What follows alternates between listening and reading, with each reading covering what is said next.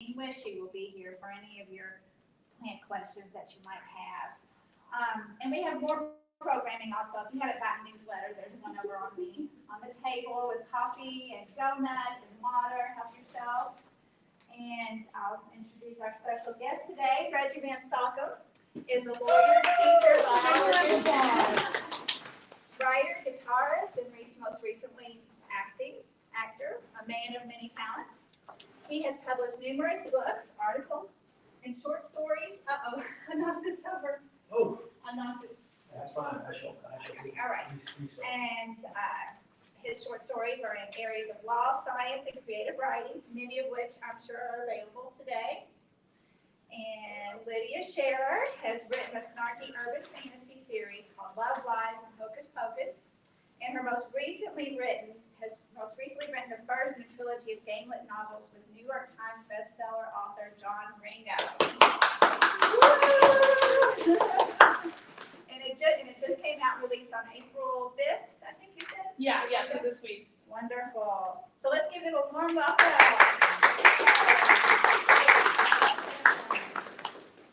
I figured we'd start out by introducing ourselves in the context of how we came to where we are, kind of our own path to publication.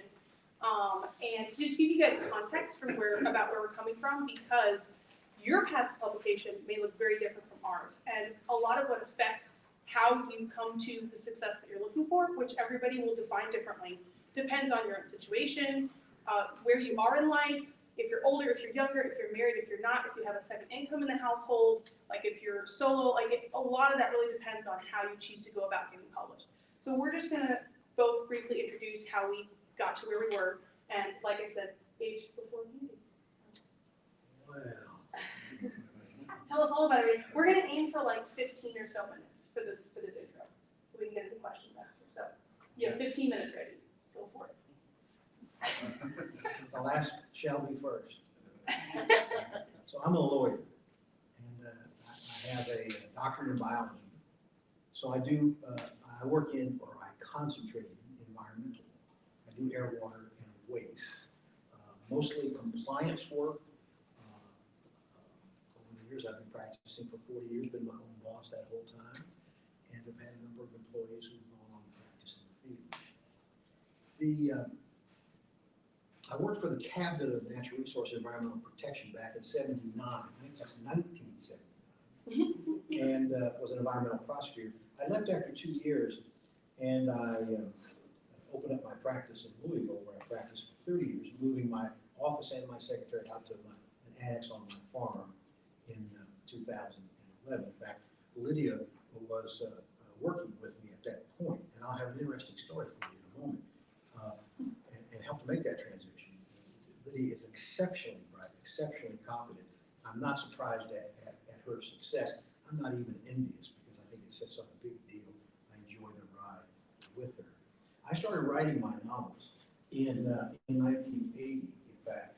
And the first 2 novels that I wrote were Martin's Home and Cosmos, the Stellar Stalker.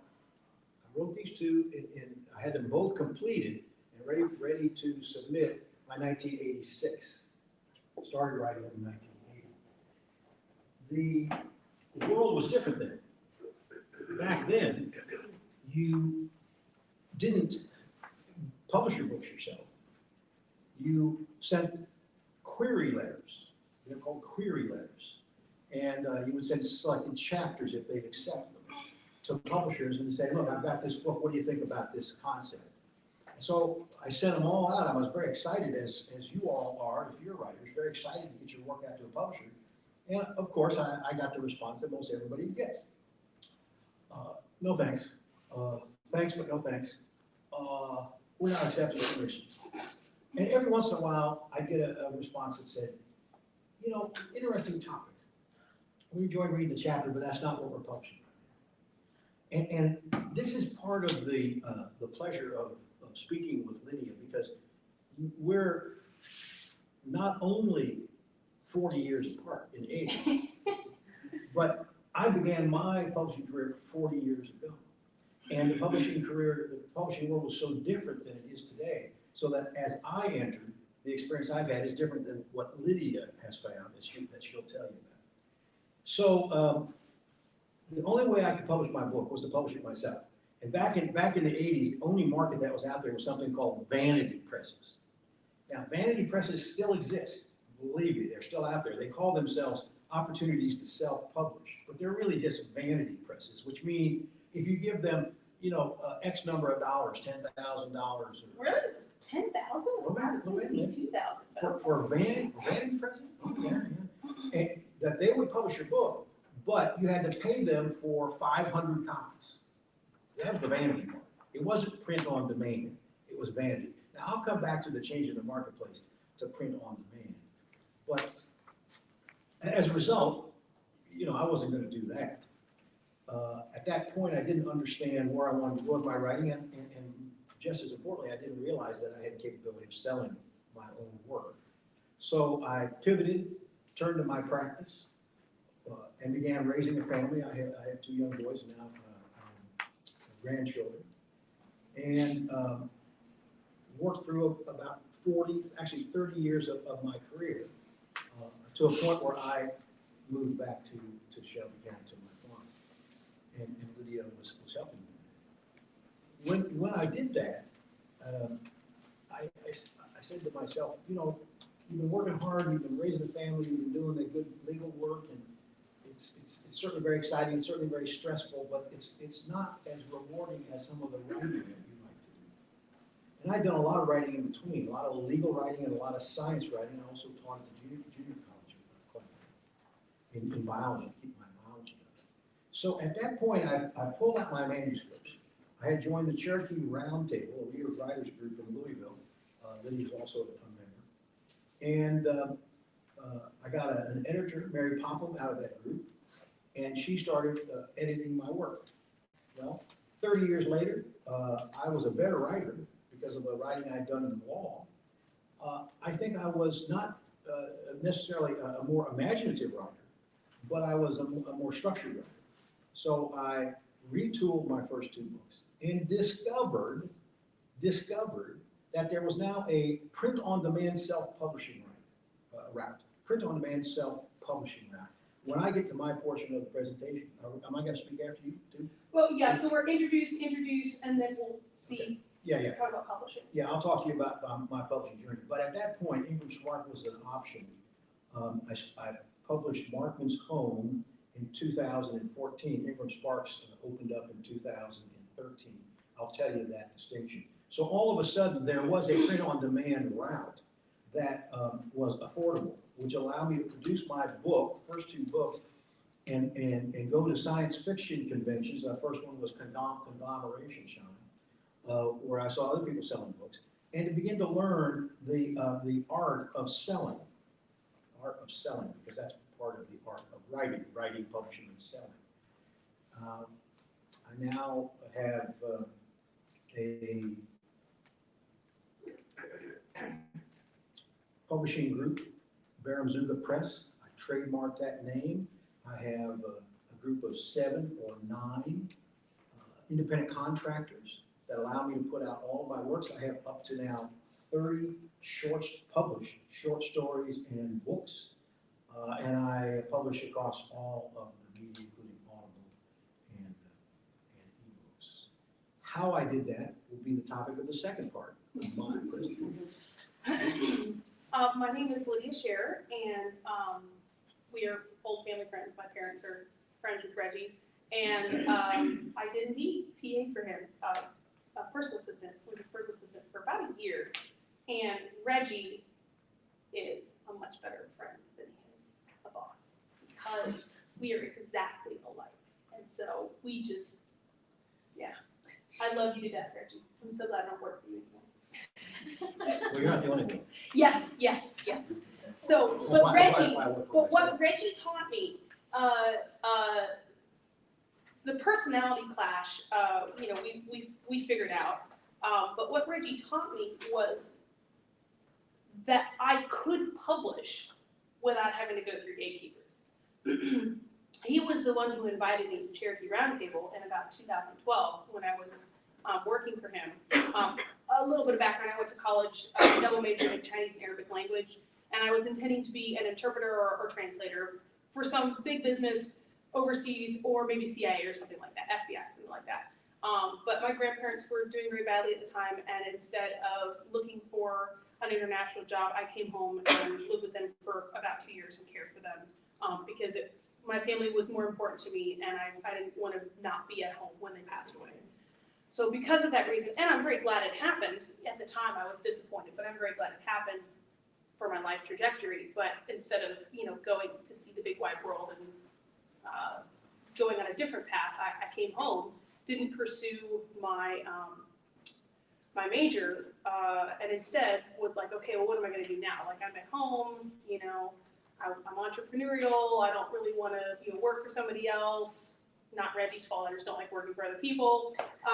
And so I sold Mary Kay for a while, which, if anybody's familiar with it, it's like a makeup line. It's like a kind of multi-level marketing type thing. So I sold Mary Kay for a while.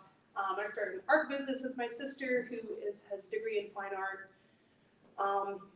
But that didn't really that was really hard to get traction with art. And so I had been writing stories since I was a teenager, just for fun, because I read a lot, and so I come up with random stories in my head. And I've been writing poetry as well. And so in the process of working for Reggie, we spent a lot of time chatting while I was doing tasks, or I was helping move stuff. I helped him move his office from Louisville to Shelbyville. So that was a big undertaking with a lot of packaging and organizing and everything. So we spent a lot of time together talking about his publishing and his stuff and everything he had going. And so he handed me a copy of Writer's Market 2012. And I think I still have it. Like, I don't think I would have thrown it away, but I haven't seen it in years, so it's maybe somewhere on the shelf. Did you say Writer's Market? Writer's Market is a book that's put out every year. That's a compilation of all the best writing resources and I think they're taking a more of an indie bent now, because that's a bigger market now. 10, 15 years ago, indie wasn't really a thing on most people's radars, and so we're focused on the traditional publishing, talking about agents and different publishers you can query and what they're looking for. And so it's like a compilation of the writer's market at the time. So the market is still being published? I think so, yeah. Oh, yeah, it was a big book. Oh yeah, big, thick book. And so he handed me a copy of Writer's Market 2012, and I read it, and I'm like, I could publish, this is a thing. And so I started researching publishing, and I started working a lot more specifically and pointedly on the book manuscript I was working on at the time, so that I could complete it and have something to actually publish in some way or another. And during that time, I was considering how I wanted to publish and what path I wanted to take. And I absolutely had no desire whatsoever to spend potentially years sending out queries and getting rejection after rejection. That's just not my way. For me specifically, because I'm very go-getter and entrepreneurial, and I just like doing things myself. I want to improve myself and make a product that readers will like. Other people have no business telling me if it's good enough or not. I just don't believe in that.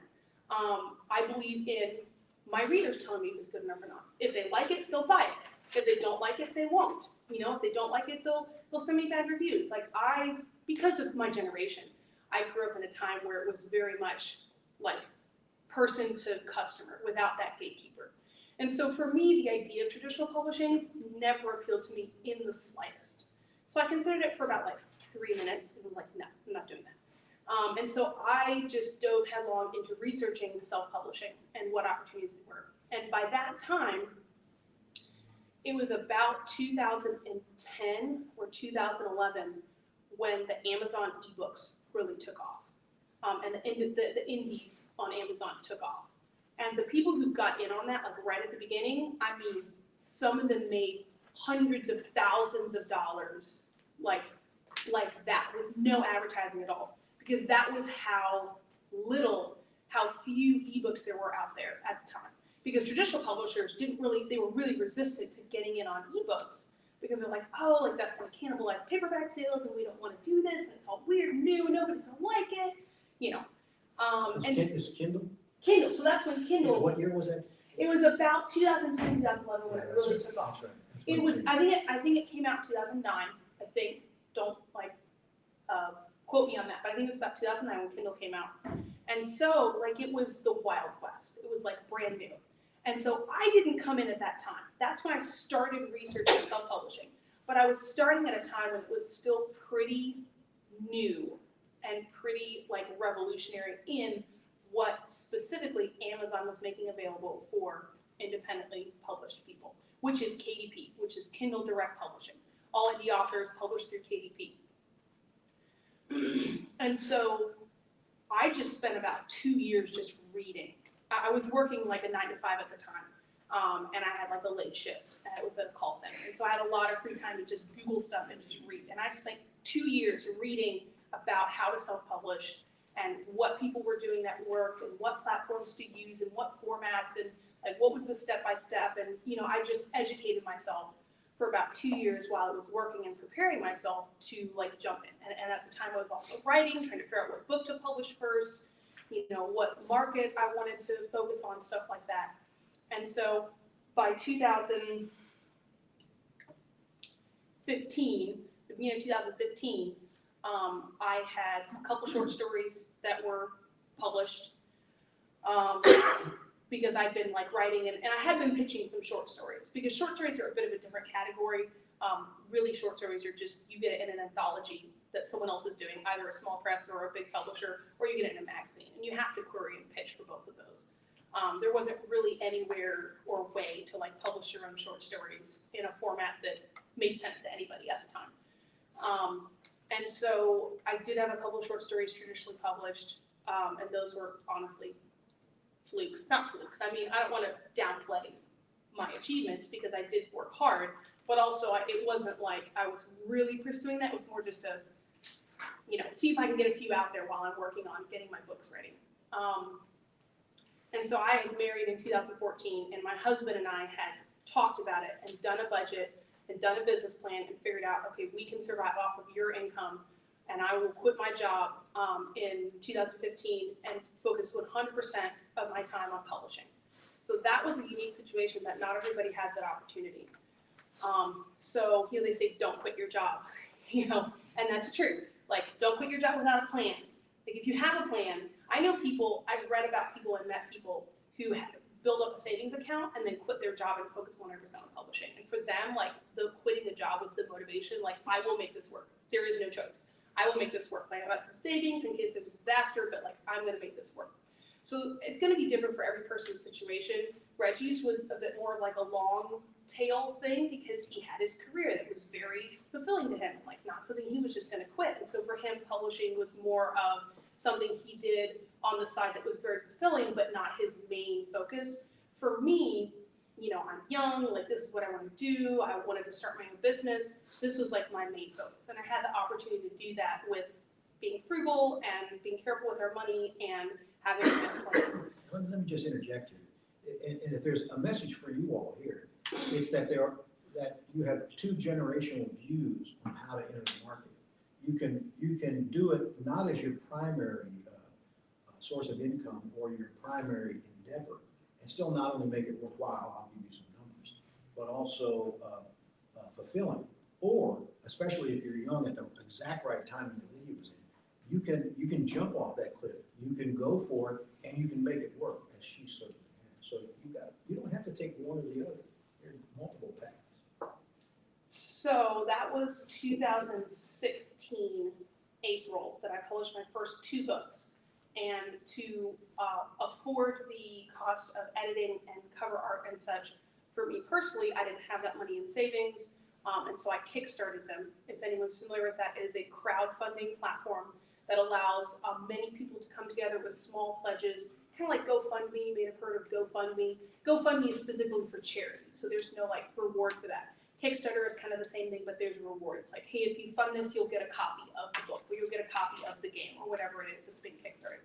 So I kickstarted my first 2 books, and that gave me the upfront funds to pay for the editing and the covers and, you know, some of the marketing and stuff like that. How big was your first campaign? 6,000, I think. 6,000 for 2 books, which is good. I mean, it doesn't cost $3,000 for every book that you make. Like I'm not gonna put a number on that, because you can publish a book 100% free, 100% free, not a cent. It's probably not gonna have the best editing and cover art out there, but you can do it. And then once you start making a little bit of money, you can redo the cover art and have it re-edited. Like, you don't have to have money to get started. That's just, I personally wanted my first product to have a very professional look from the get-go. Again, because I'm an entrepreneurial-minded person, and I was starting with the idea of I'm starting a business. So a little bit different for me versus someone who may just be getting in on it on the side, who's just gonna bootstrap it. Yeah, let me jump in on that too. Do you have a question? Yes, I was just gonna say, was this through KDP, the first two you were talking about? So I published, yes, through KDP. Sorry, I'm posting stuff on Facebook as I'm talking. Yeah, and while you're talking, let me jump in and just to end that discussion on cost. You can do everything yourself, and publish through KDP, which is used to be CreateSpace, now KDP. We'll talk Yeah, about it used to be CreateSpace, but Yeah, we don't well, even need to mention that because it's so gone. It's completely defunct now. better history through law. You should know that. So what's a good budget to have editing, to have some art done, to have some graphics work? You know, it is not difficult, especially if you get the right people working with you, to be able to produce. This is a short story version, or a book, you know, quality according to your standards, 1,500, 2,000. And that's with a team player in every spot, with a team player in every spot. So this is not out of reach to step it up from just publishing your own work without any graphics, with a picture that is pulled off the internet. There's easy ways.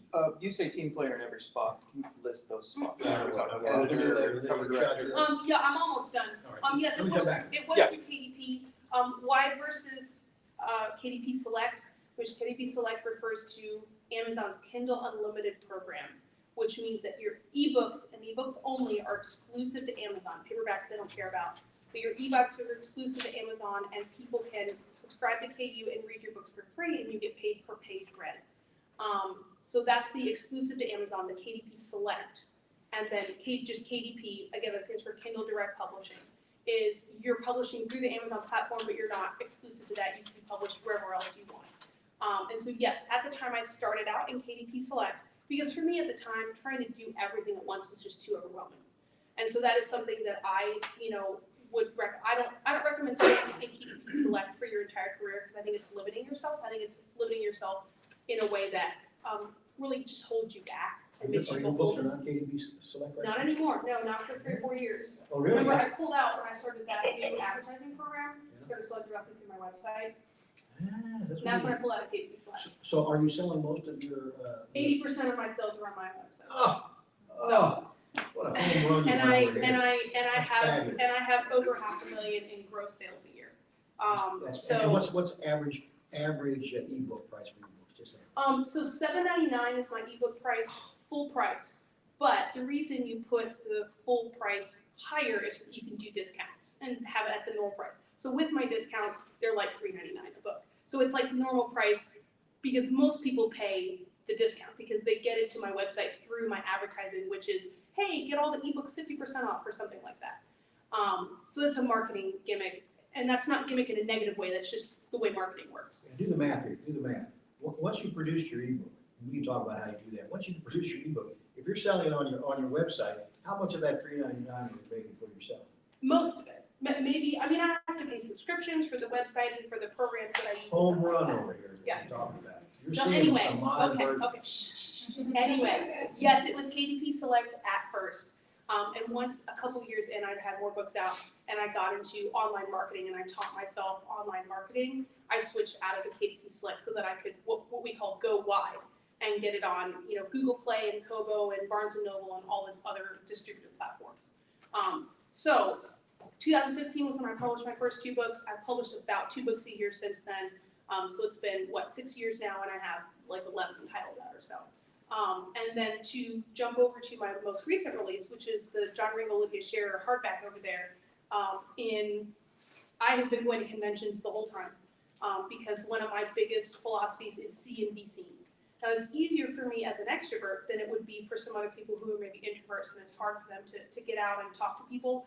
So I say all this with the caveat of I understand it can be very hard for some people, but even introverts, like in any profession that is, you're selling something to the public, even if you're an introvert, you have to find a way, whatever way works for you, to overcome your hesitations and in some way make yourself available to your fans and in some way network with other professionals. Maybe it's not very much. For me, it was a lot because I enjoy that and it comes very naturally for me. But when you see other professionals, you learn from them.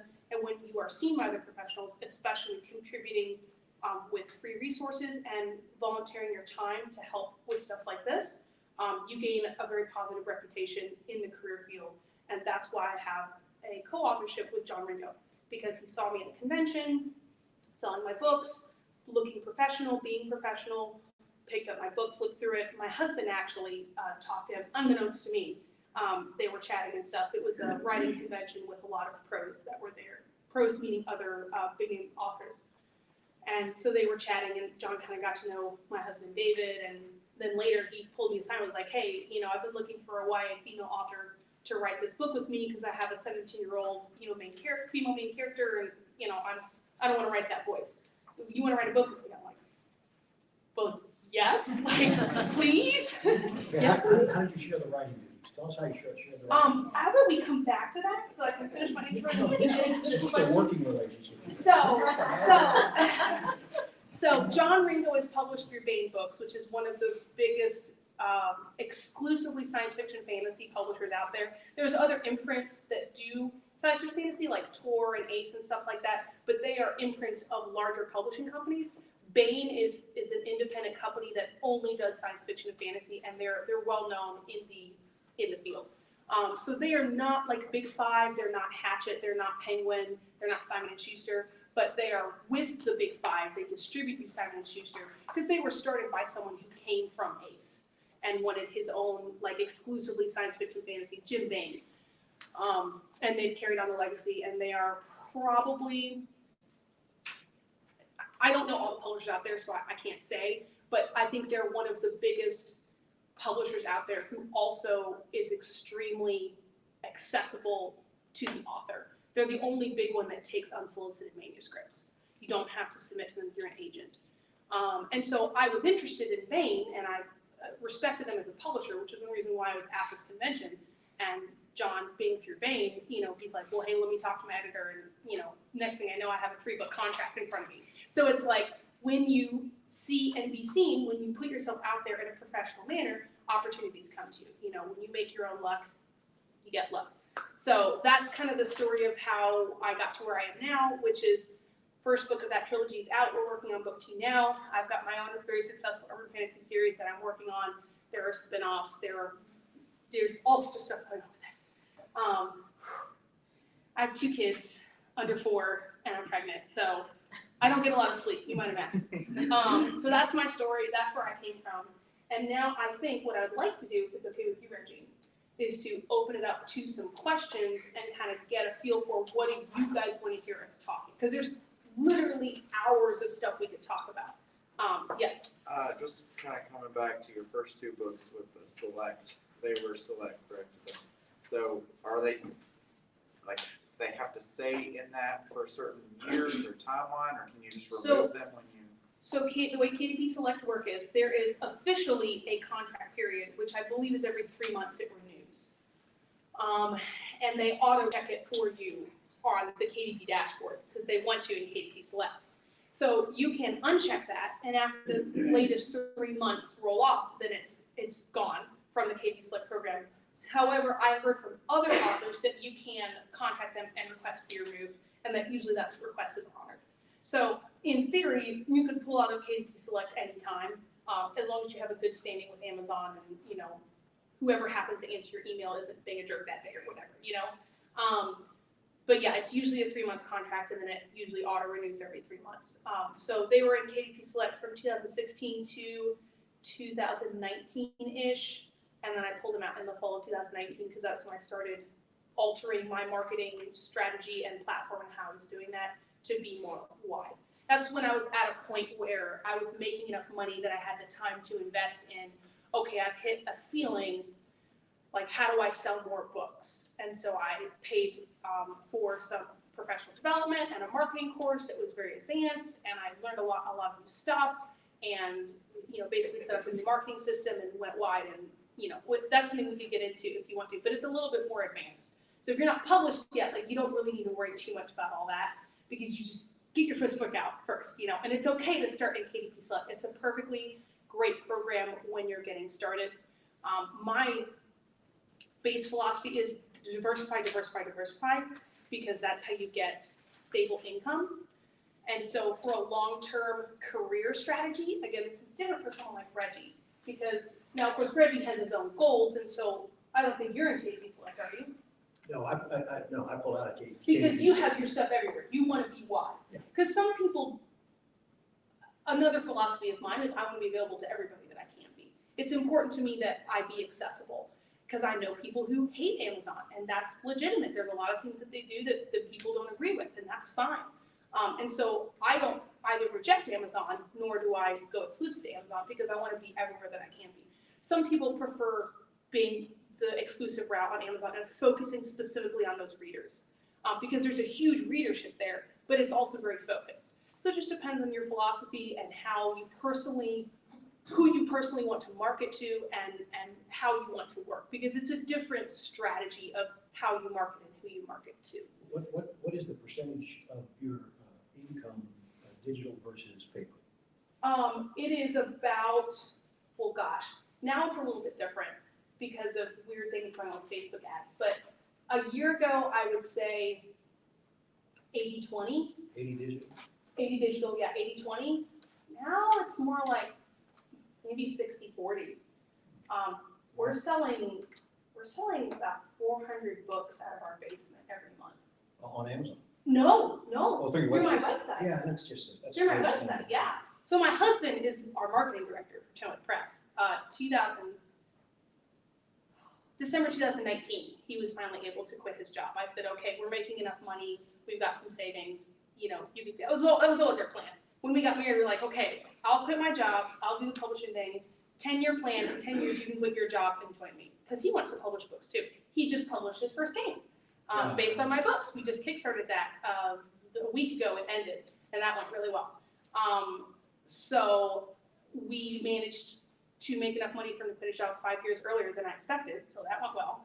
And so he quit his engineering job at Charter and started as the marketing director, and so he took over all of the Facebook ads, all of the packaging product, all of the fulfillment, like all of that stuff. So I could focus on the social media and writing the books. So David takes care of all that. 2 questions. Did you have a question? Yes, I saw a hand over here. I'm interested in paying as opposed to have paper copies done. I don't want to do anything digital. I want to do a children's book. Okay. So theoretically, I could pay to have it published myself. And then publishing through KDP is free. Amazon does not charge you anything. I mean, and neither does using English. KDP, I was assuming that it has to be like a digital book. No, it doesn't. Yeah, they merged the paper version into the digital version. The paper Same version platform. used to be CreateSpace. Yeah. Kindle used to be the digital. They merged them together 3 years ago, and now call them It's- Kindle Direct Option. yeah. KDP. It's the same platform for paperback, and they have hardback now too. Amazon also has a great time at hardback. So no legitimate platform will charge you to publish and distribute their book through them up front. What they will do, now, slight caveat, Ingram does have uploading fees, where it's basically like you pay one initial fee to upload your file, but they usually have discounts. You don't have to And pay I'm that. not going to address that through Yeah, the but- IBP. But like Draft to Digital and Publish Drive and all of these different platforms that let you distribute your books to the different, get your books to Barnes & Noble and Kobo and everything, they don't charge you up front. The vanity presses are who never pay anybody to publish your book for you. Either they're a traditional publisher and you sign a contract with them and it does not cost you a cent, you get an advance in royalty, or you upload your book for free and then the distributor takes a percentage cut of your sales. Never pay anybody upfront to publish your book for you, Yeah, because that's a racket. Let me come back to how you publish your book, but let me come to your question first. Is this an art book or is it a children's story? It's, Like a picture book. yeah. Picture book. Are you doing the artwork? I don't know yet. Maybe. I mean, in a perfect world, no. Unless somebody's gonna have it Now, on you find it, blah, listen, blah, blah. come up and talk to us. We can give you a suggestion on how to do that. Okay. Yes.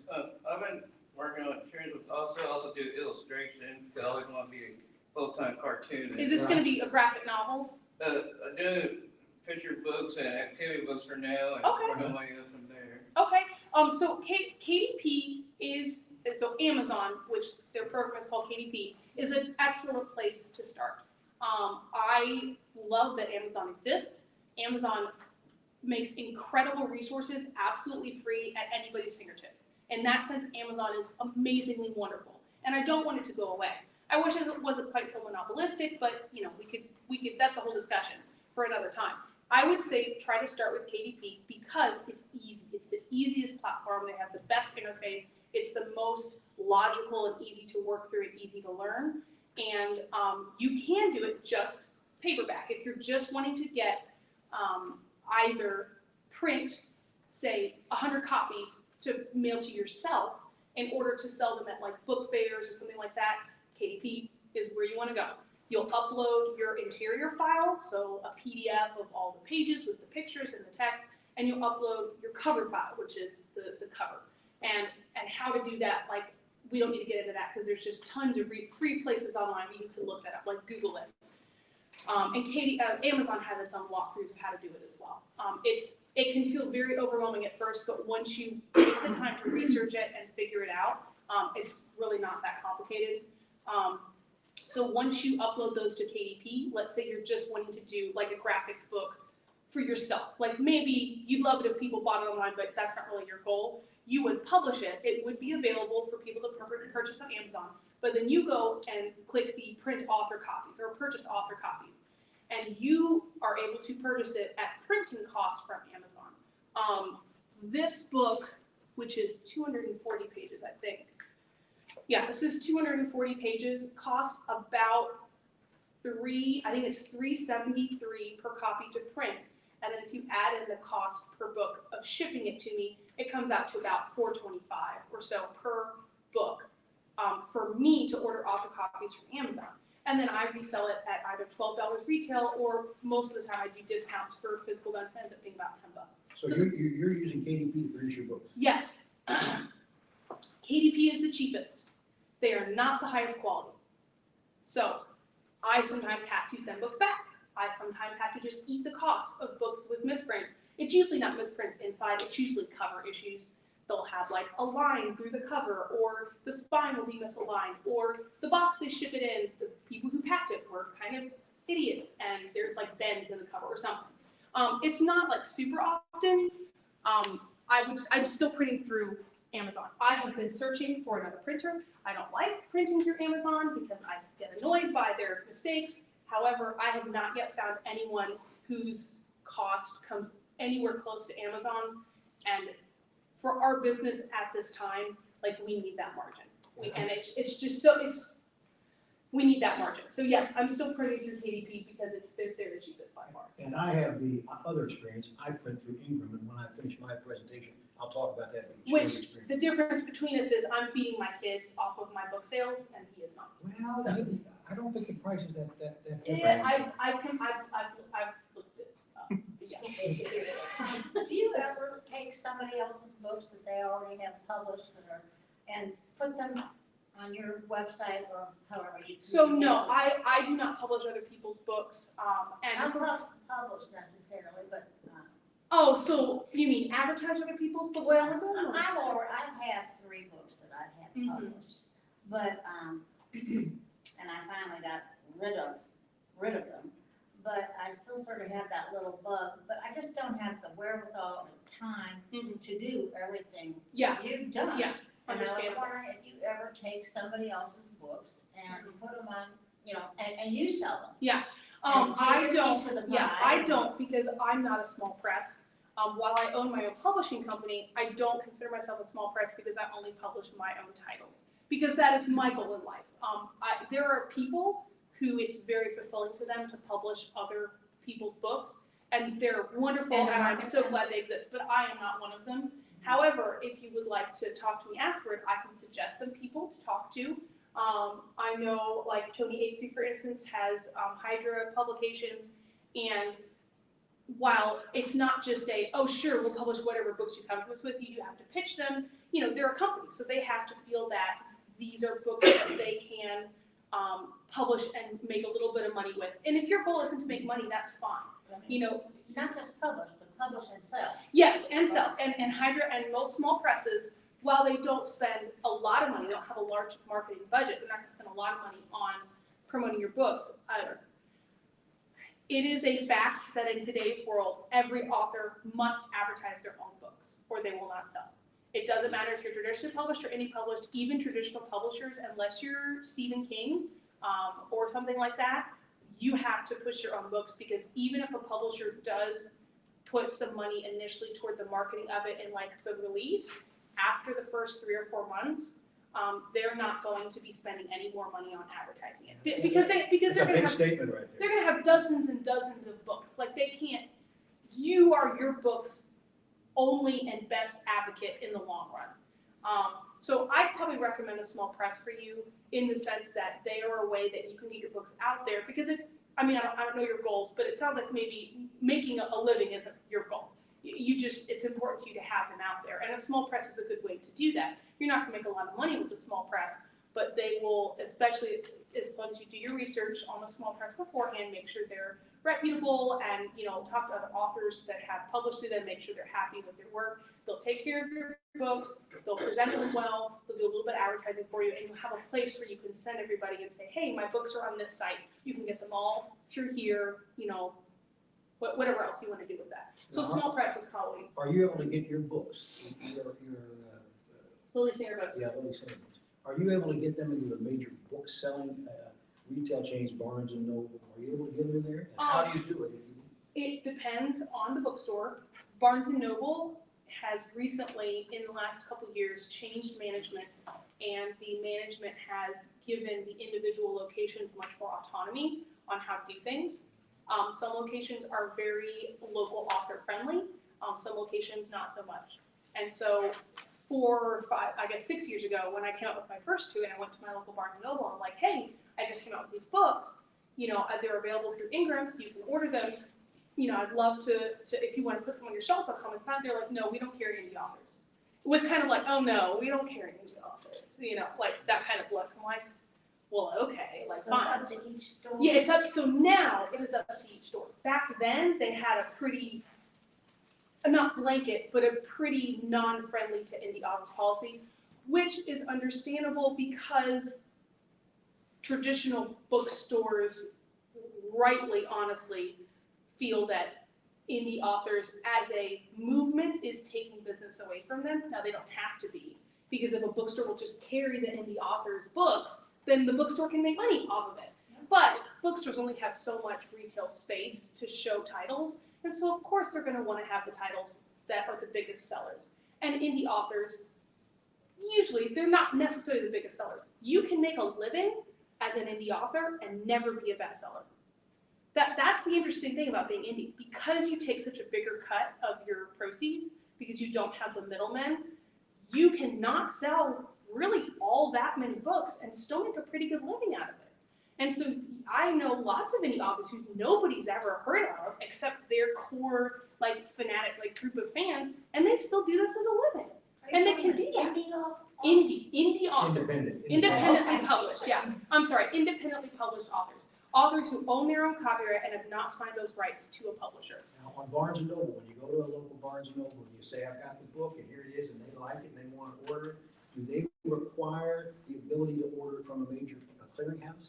So I believe that it has to be orderable through at least Ingram, because that's their process. Yeah, now, so how do you, since you produce on Amazon, how do you get your Oh, books? on bookstores will not order from Amazon. No, I'm saying, but how do you get Ingram to pick up the book? You have to separately go and upload them to Ingram.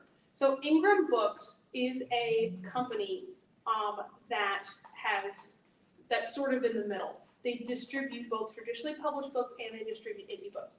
Amazon does have an expanded distribution option. I highly recommend that you never, ever, ever, ever use it.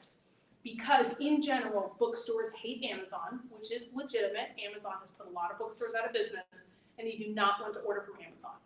Libraries don't want to order from Amazon, and I don't blame them. And also, like I said, Amazon doesn't have the best quality out there.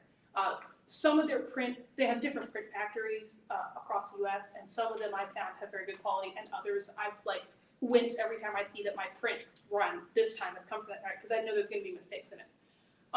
Let's go back to Ingram. So Ingram, so You have to take the files, load them back to Ingram, which is what I do, and then Ingram has to produce them for sale? yes, so Ingram is a distributor that also has a indie author facing platform. Simon & Schuster is a book distributor, but they only work with big publishers because they do large print runs. And indie authors often can't afford and don't need large print runs. When I say large, I mean 10,000 books at a time. And so obviously indies don't need that usually. So what Ingram does is they have kind of set themselves up in that gap between big distributors like Simon & Schuster and the print-on-demand Amazon, who people might or may not want to work with.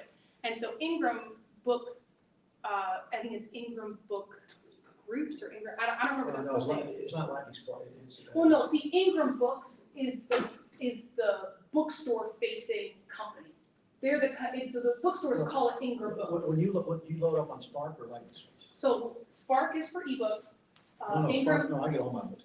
Oh, okay. I use Ingram Spark is what it's called. Well, so let me ask you, when you load your book up, do you then say, I want to be in your distribution program? And do they charge you for that? So I only do paperbacks through Ingram because I do my own ebooks. Oh, sorry, let me No, I rephrase. understand, but do you have to tell them, okay, I'm going to cede you control print on demand. If you get a Barnes & Noble order, go ahead and fulfill it? I don't think you need to. I mean, yeah, you have to agree to their terms. Right. But I don't think you could. Yeah, because you could upload to Ingram and not open it to distribution No, and I- only have it available to order as your author. All of my books are of that nature, but recently I've been going to the Barnes & Noble stores. I've been going to the big stores, and they say, well, you have to have an Ingram or a big clearinghouse that we can order our book from, because we're not going to fool around with you. Yeah. We're not going to order from you. Yeah. You got to have somebody like an Ingram. I'm already set up with Ingram. Yeah. But because I wanted to control how I was doing things, how much I charged, what I discounted, I chose simply to have Ingram publish my works, and then I would sell them myself. Well, recently, when I think of some of the big stores, and I think of the wider appeal I have in some of my books, I've thought about getting into their distribution system, which allows for a check. But let me ask you your experience. They'll print the book then. They'll send the book out. Do you have to tell them the price, or do they tell you the price? You set the price, and you have to choose when you agree to the distribution terms of what your discount is going to be. Meaning, are you Discount going to the sellers, yeah. discount to the sellers? Yeah. So if your wholesale discount, the normal wholesale discount is 55%.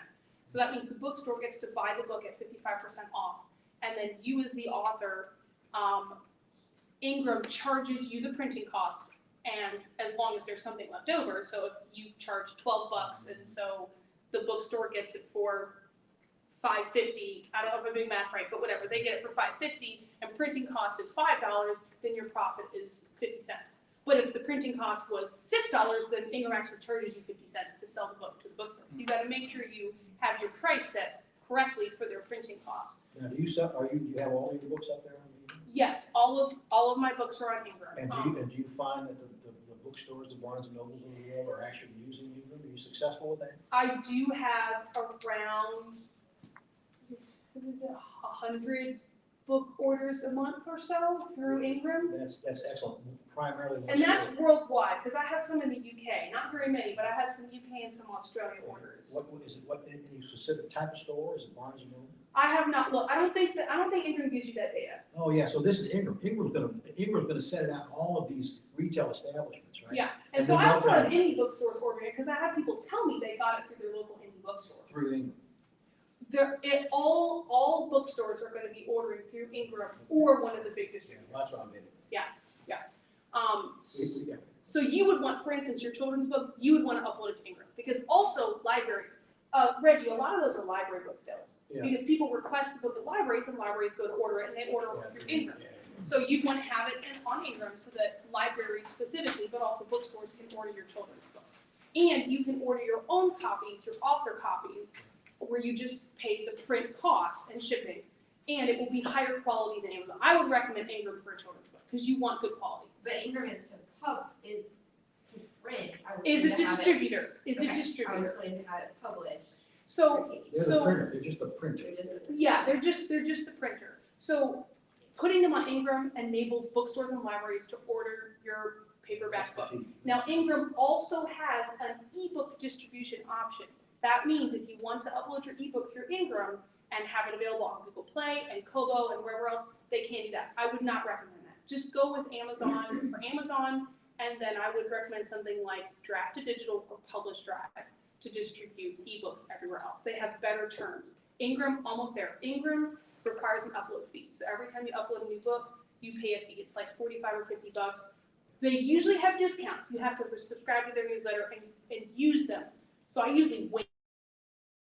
I wait until they're doing a discount and I get a free upload. But yeah, so they're more expensive. Publish Drive and Draft to Digital, which are the two big competitors for ebooks. I distribute with both, with different books for different reasons because they have different strengths and weaknesses. They're all free upload. Yeah, really quick, did someone else have a question that I didn't see? And I'm only asking No. because you've asked a couple, so yes, sweetie, do you have a question? Yeah, I wanted to jump back way to the beginning. Oh, you're fine, you're fine. About your Kickstart where you did editing and cover art. Mhm. So I'm like more that beginning. Some people are way into, you know, you guys are Yeah, learning from each other. Can you touch on that just briefly? Yeah, about sure. editing and Reggie, cover why don't you start? What did you do for editing and cover art? How did you find your people? What were you looking for? Well, you know, we had that question earlier, let me answer that, this will give you an idea. But the end of the discussion will be, you've got to go out and find these people. Or you have to do it yourself, depending on what you think your level of ability is.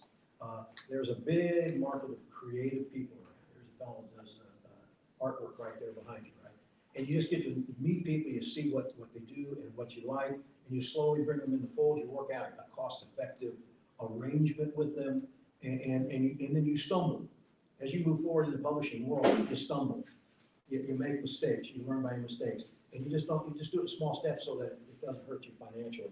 But here's what I've got as a team. Lydia takes all of this in-house, I think, but perhaps you're not your editing. Here's what I've got. I write, and I write in pencil. I write, I'm a furious printer. I print as fast as I can. Well, close. Anyway, I'm chasing my pencil. Then I have to have it typed up because I'm not typing it in a computer. You write into the computer, right? I do, yeah, because he's different generation, so, That's yeah. right. Oh, He has a secretary. Is it still, he's not the same gal? Susan, yeah. Susan, yeah, Susan types it all up for him. Then you have to have an editor. I use an editor that I met at the Charity Roundtable, Mary Popper, who Lydia also knows. And let me just say this about an editor. Lydia and I think, have different opinions on this, and she uses a lot of beta readers, which I don't use. You don't have to have a PhD in grammar. In fact, it's probably a good idea not to. You need to have somebody who's empathic and who understands the emotion of how you write and has enough training. Mary's got a master's out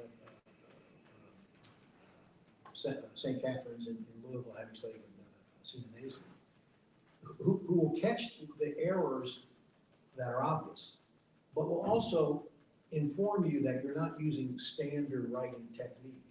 For example, changing points of view within the same chapter. Mary and I had to go around on that because I do it not only in the same chapter, sometimes I do it in the same paragraph. And I had to demonstrate to her, that's how I want to do it, that's how I think I want to do it this way. And she said, all right, we need to tell your audience, give them a clue as to who's now speaking. And so we work that system out. But anyway, you can find an editor. And it doesn't have to be somebody with an editing degree. It has to be someone who is going to take the journey with you. And you don't need someone to beat you up. You need someone to support you. Now that's the editor, right? You need an artist. Maybe you do, maybe you don't. A lot of people can get art from over the internet. Well, let me That's put this, striking. let me put this slight caveat. This cover is professionally designed by a woman who does this for a living, who understands my specific genre, my specific target audience, and the specific visual cues that are currently being used by the big publishers to catch the eye of my specific target audience. So while you absolutely can do your own covers, if you want to take a stab at it, it is, unless you yourself are a professional graphic designer and you do it for a living, for books specifically, you aren't necessarily going to know or be able to craft the same kind of specifically targeted cover that a professional is going to do. So it's just a difference of, are you getting started? I made my own cover for my first book that I called, my first ebook. Now it was like a novella, so it was a short story. I did my own cover, and it was decent-ish. It was decent-ish, but as soon as I could afford a professionally done cover, I got one. So you don't have to have a professionally done cover to get started, because it's better to get started than to, get started as best you can, than to wait years and years and let that hold you back. You did mention your Kickstarter. Yeah, page. yeah, I was yeah, reading exactly. that. And Your covers are incredible. Well, Great. these aren't my original covers. My original covers are actually were some illustrated covers with artwork that you can see on these bookmarks, and they don't quite hit the spot. They look a little bit more like middle grade covers because it's an illustration, which at the time I didn't understand that. And so while they were good looking covers, they didn't quite hit the spot in terms of the marketing appeal, which is about 2 years later, after some feedback that I'd gotten and I knew more, I was able to hire the professional that I really needed and get better covers redone and then rebrand the series. And let me tell you, there are plenty of artists out there, creative artists, good artists, and you're not gonna have to sell your card to get them to help. You No. just have to develop a relationship. I have a relationship with Steve Eilers in Louisville. He has done over 800 sketches. He does all the sketches, interior sketches for me on all of my books. I make my sister do mine. Yeah, and she's quite good. She's quite good. So I twist her arm. And he does. I do pay her though. And he does all of my covers, right? So, and here's what's interesting thing about it. When I first went to him on Markman's home, I said, here's what I want. And he took down some notes. And I came back to see him, and he handed me that. And I said, this is not what I asked you for. And then I took a look at it. I said, it's pretty engaging. And it turns out that's my #1 seller, the oldest book I have.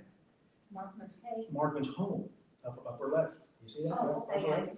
And the interesting thing about it is that I realized that when it comes to talent, when it comes to artists, when it comes to anybody who's helping you, whether a graphic designer or an editor, they're your talent. Get out of their way. They're taking a journey with you. You're not telling them what journey to take. You're saying, here's my manuscript. How do you feel when you read it?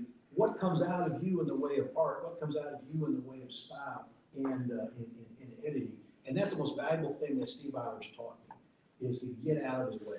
Now, I simply take the manuscript, I give it to him, and I turn around and leave.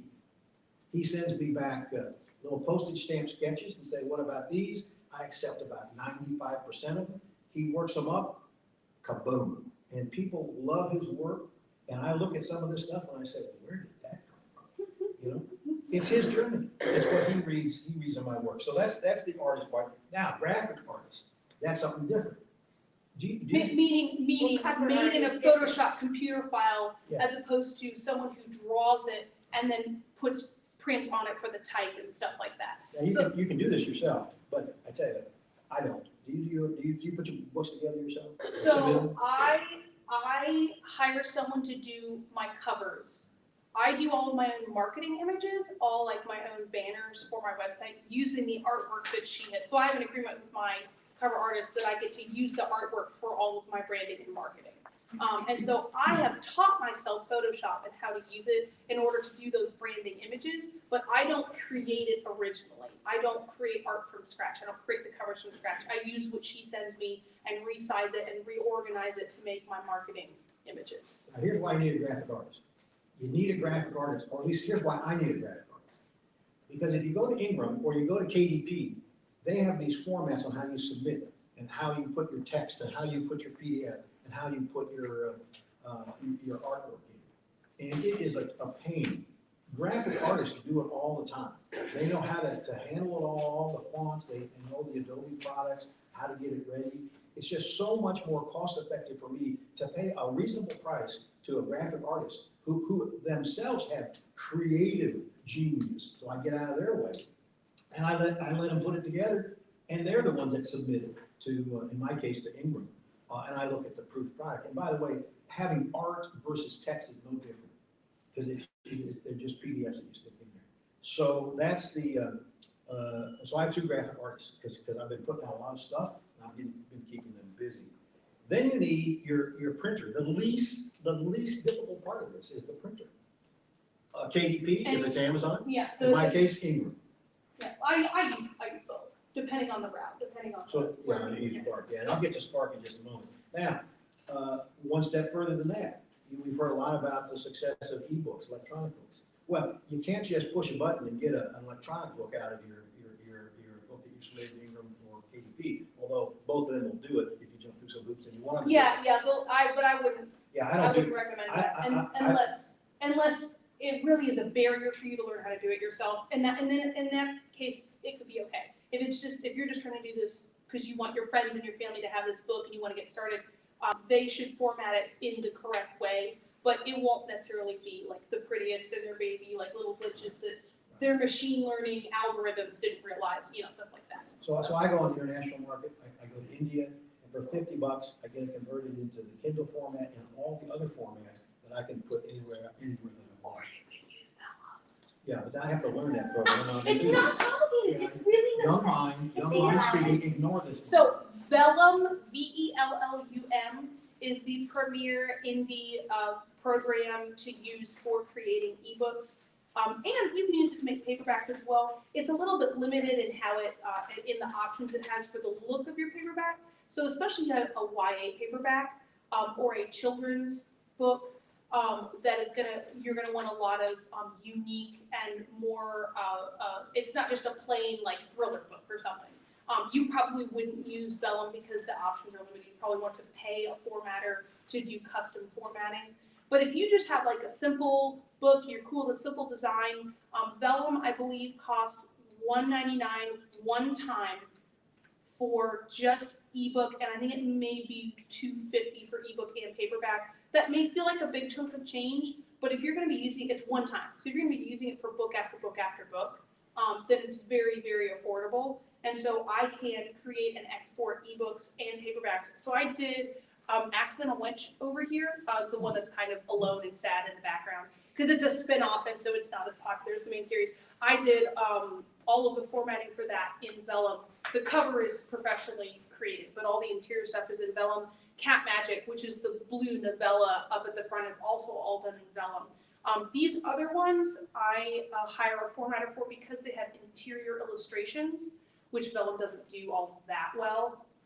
And I also wanted more custom formatting, custom font, and a custom look that had more of like a pleasing, like pretty look than the basic options that Vellum has. So those are all professionally formatted. And then of course the traditionally published book, like I have no idea what they do with that. Like I'm not part of that process, which is one of the good things about being traditionally published. You don't have to worry about that. So let me finish my list and then I'll come back to your question.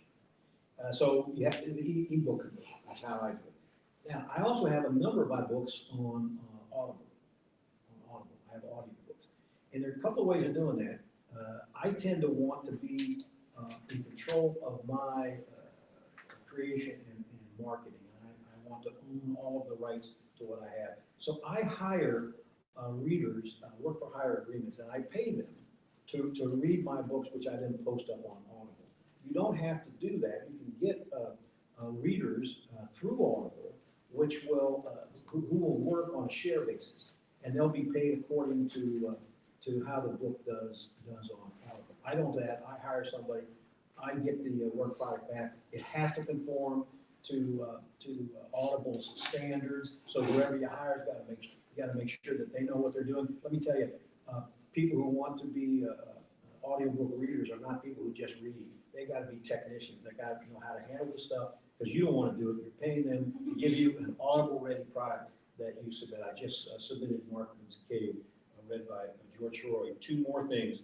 You need a webmaster. You need, and you can do a lot of these yourself, especially if you're young. I'm my own webmaster. Yeah, so you gotta be a webmaster, you gotta take care of your blog, and let me tell you, blogs take a lot of work. You don't have a blog, you have a So site. I have a blog that I never post to. Yeah. I posted to it a lot more when I had fewer books out and more time. Now I do not blog because I do social media basically. So the thing that I use to communicate with and reach my readers is social media platforms as opposed to a blog. So some people use blogs and it's very successful. Yeah, and I do. So I have www.vanstockum.blog, and you'll see that on the card I sent you.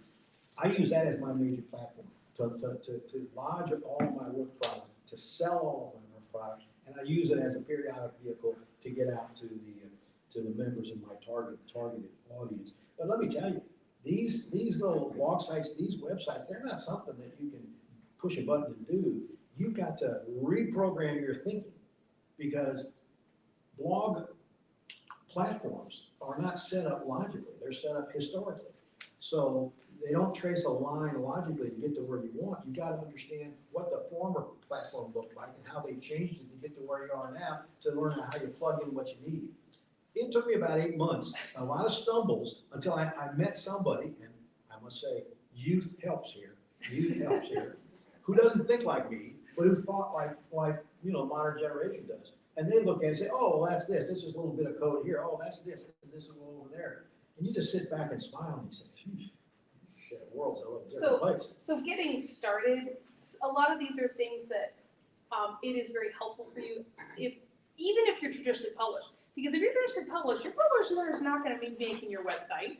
Like, your publisher's not going to do a blog for you. Your publisher's not going to do social media posts for you. Like, this is all stuff, even if you're traditionally published, you have to push yourself. You have to own your own brand and like, take ownership of your own brand, put yourself out there and create a space for yourself. Because all your publisher is going to do is get your book from the manuscript you hand them to a finished product that is available on the distributors. And if you're really lucky, they'll pay to run some ads for you.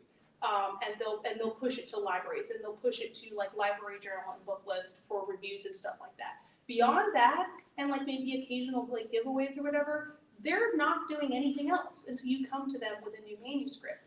And so it is up to you, no matter how you choose to publish, to be your own advocate and to create a space for yourself online. And so I do recommend, no matter where, who, or how you're publishing, to have your own website. And there are platforms, Wix is one of them, that is very easy to set up a website, that's Wix, where you are not going through the process of purchasing and managing your own domain. Your domain is like the URLs, like www.lydiasherrer.com is my domain. Instead, you're piggybacking off of Wix's domain, and so your domain will have the word Wix in it somewhere. So that's a drawback. You know, it's not as, like, you don't have ownership of that domain, but it's very easy. So if you're, you know, maybe you want to do this, but you're like, I don't want to get into all that stuff, you can set up a very basic web page on Wix and have a landing page for people to go to and like click through to your Amazon, you know, books, or click through to Barnes & Noble or whatever. So and the other one is WordPress. Well, so they're different though. Wix, you do not own the URL. You, for free, can set up your own subdomain on Wix. All that means is Wix controls all of the complicated behind the scenes stuff, so you don't have to worry about it. With WordPress, WordPress is a programming platform that you can use to build your own website using a domain that you own. And so it's a bit different. They are two different things. And so those are things that you may decide that you're going to have to learn. You know, if you want to do this maybe a little bit more professionally, or if money is an important thing for you. You may just want to publish so that you have a legacy and your kids can get your books. You may just want to publish for fun. You just may want to publish to say you've done it, and that's fine. There's a lot of these things you don't really need to do if that's your only goal. But if your goal is to make money, if your goal is to establish a brand that you can continue to build on for years to come, then creating a space for yourself in the online world is a pretty important part of that. Yeah, so we've got two questions. Let me just finish this here. The Yeah, last I item. got a ton, so just. No, the last item, it is exactly what Lydia said, saying. My books sell, and they sell well, when I sell them. That's how it works. My Yeah. books sell when I sell them. I have no trouble selling them. That means you're gonna have to be looking at Facebook, you're gonna have to be looking at Instagram, you're gonna have to be looking at Twitter. What do you think about TikTok? You gonna get on TikTok? So I have a difference of philosophy with TikTok that the Chinese own it. And it's not that I hate Chinese people. I adore Chinese people. I majored in Chinese. I've lived in China. I love Chinese people. But the Chinese government is not democratic. They oppress their people on purpose. They use the internet to spy on their people and control their lives. And I don't really want to be on a platform that is owned by a government whose sole purpose is to control their people. Who asked that question? And so, well, no. So I'm sorry, a little mini rant there. I apologize. This is not the place for that. However, you asked, that is, it's not that I think that TikTok is bad, or that I think that nobody should be on it, or that I think that it's necessarily dangerous to be on it. However, I have my brand to think of, and I have my entire life, career, and my children's livelihood to think of. So for me personally, I'm not going to invest time and money and effort into a platform that I don't trust. Now, that said, I'm not hugely trustful of Facebook either. So it's not like Facebook is amazing and TikTok is bad, not at all. But Facebook is an American-owned company, so I'm slightly less worried about them. But also, TikTok, one of the best pieces of advice I ever got about social media is pick one platform that you actually enjoy, or at least can stand posting on regularly, and focus on it. Maybe have a secondary, but probably don't try to do three. Like, unless you have a team of publicists that are working with you to cross-post and stuff, doing more than 2 social media platforms that are completely different can just be so exhausting, it'll burn you out, and you will just not achieve anything because you'll just be too stretched thin. So how do you sell your books? Square is what I use. Do you use Square? So you're talking about charging Yeah. the money. So if any of you want to buy one of these books afterwards, and I certainly encourage you to look at all of ours, but if you come and say, I'd like to buy this, right? Well, I would say cash or credit, and if it was credit, I'd slap in my little card reader over here, I'd go to Square, lickety split, you're charged, safely so, and we go on to the next perusal. So I use Square, a lot of people use Square, a lot of businesses use Square. What do you use? I use Square, but there are other platforms out there. Stripe is another popular one. I use Square because I started with Square because they had the best rates at the time, and I just stuck with it because I don't want to change. PayPal also has a way you can charge it and get a point of sale. But honestly, if you're at that point, you're just going to research the different major options, which there are 3 or 4, figure out which one has the best rate, which one was, some of them will give you a free card reader if you sign up with them, etc. They're all pretty much the same. I think Stripe has slightly higher fees than Square, which is why I use Square and not Stripe. But that's getting a little bit cart before the horse. Yeah, and You here's said the- it was your last item, right? No, buy one more. Well, you think I'm gonna answer that question any differently than what I just did? Let me just say that Square is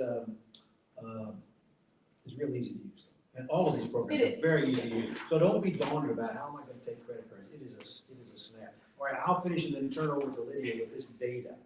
Here's data. I attended a webinar with the head of content, a woman at Ebook, who went over the most recent data they have. So I'll go slowly if you want to write it down.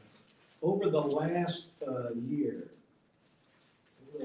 year, 12 months, percentage of adults, the percentage of adults reading books in any form, meaning digital or ebooks or regular books. Start of 12 months ago, a year ago, 78% were reading. Of this U.S. population, is that what we're talking about? Okay, 70%. And at the end, 75%. So in the middle of COVID, 78% is now down to 75%. A year ago, how many people, percentage-wise, were reading print books? 72% a year ago during COVID. It's now down to 65% reading print books. Okay, now, for the past, last year, what percentage read an ebook? What percentage read an ebook, a Kindle book? 17%. Now that's kind of surprising. So during COVID, people were reading hard copies, were reading paper copies, and they were not reading as many electronic copies. At the end of last year, it was up to 30%, almost a third of readers were reading ebooks because people were starting to travel again, right? Starting to travel again. How many people, percentage-wise, were listening to audiobooks? 12% at the beginning of last year. At the end of last year, 23%. 23%. Now, what that tells me is that there still is a very large market for paper, a very large market. And she finished her discussion by saying, look, if you're publishing on Ingram Spark or Lightning Source now, consider publishing in hardback, because hardbacks are doing well. And maybe that's something that COVID did, is put books in people's hands, and people like the feel of hardbacks. I know that when I sell at my conferences, if I put a hardback in somebody's hand, that's like being at a car lot and getting a prospective buyer in a car to drive around the block. It just feels good, and they're gonna want it. And I think hardbacks are indeed selling. One last thing about the Ingram charge of $45 to upload a book, which is the case. There's an organization called Independent Book Publishers Association. Independent Book Publishers Association, IBPA, Independent Book Publishers Association. Take a look at it, IBPA, and if you sign up at a certain level, you get 5 free uploads a month. Which I do. Now we have 2 questions. Well, he went first, so chronological order. Do you remember your question? Yeah, I've got a 2-part. For the Barnes and Noble, you were talking about the different fees and structures and stuff like that. Do you change the price of your book, or does Barnes and Noble require like your website? Like, do you sell it cheaper there, or the same price as Barnes and Noble? You know what I mean? Yeah, you set your retail price, you set the retail price. Part of the way I have to answer this is talk about barcodes. There's a code on any book barcode that has the price built into the barcode. So when you scan, that's the price that the system shows. There is a way to put a no price on the barcode, meaning there is no price built into the barcode. In general, bookstores will not carry books that don't have a price in the barcode because their system can't process it. And so when you upload books to Ingram, you're uploading books with barcodes that have a price built in. And so generally, I assume, I don't work at a Barnes & Noble, so maybe they change this, but as far as I know, Barnes & Noble will be selling the book at whatever price you put on your barcode, because that's what's on the barcode. And they don't want to order it if it doesn't have a price, because they don't want to go to the trouble of being like, okay, this one book costs this amount, but when the system rings it up, you got to put it in manually, because like they don't mess with that. So you will be deciding what the price is by what price you put on the barcode.